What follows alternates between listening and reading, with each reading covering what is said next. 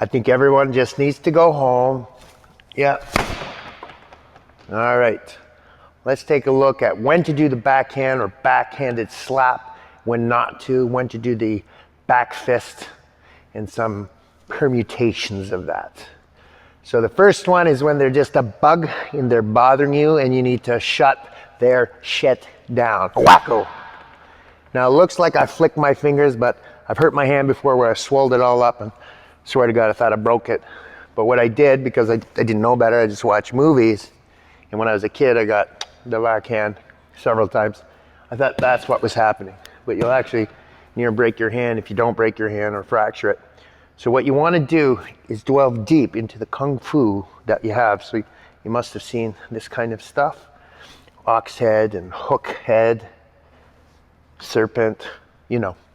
But actually what it does is just like I taught you with the slap, with that cupping, it's a reverse cup. So you create a dome, very, very strong. So the illusion you're going to make is that you just flicked your hand. Watch as they quaver with the power that you expose them, boom, to, and they think that you just slapped them. But actually what you did was you cupped your hand in reverse and stiffened up the wrist. Bam, and followed right through. Then if you saw the other video, you could follow through with a slapperoonie.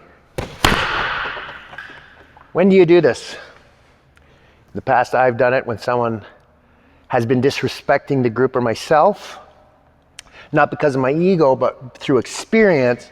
When I did let people, because in my job at the time doing security, you're supposed to de-escalate, disengage, let people, sticks and stones will break my bones, words will never hurt me.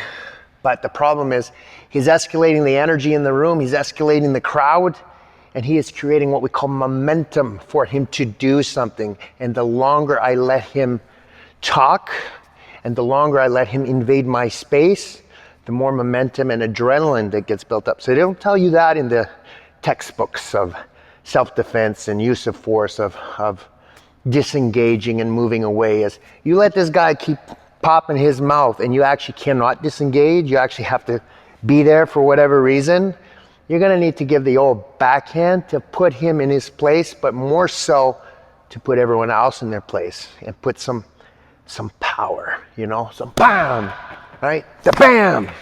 So it's gonna look like it's a flick and it's small, but you're gonna dome it, and that's how you're not gonna hurt your hand.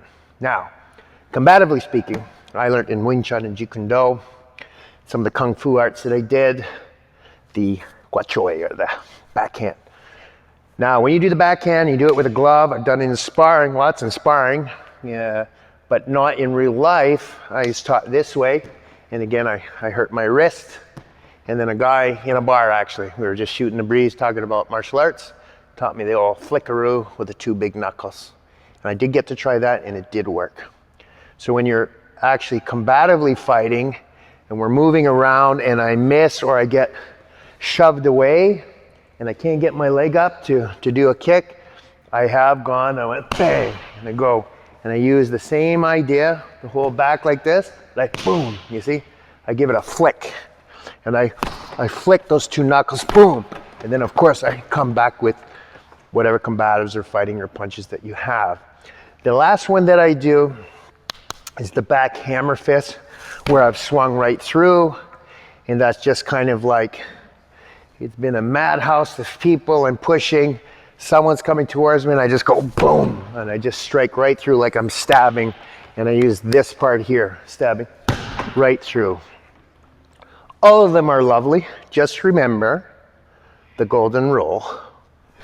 When you backhand someone, you make an enemy for life. So you better be the strongest one, and you better be watching your back, because I remember the guy that backhanded me in 1995 and will never forget that experience. Peace and love, strength and honor, Samir Seif, representing Ontario Top Team Self-Defense Series and Reality Check here at a Global Martial Arts Academy. Pow!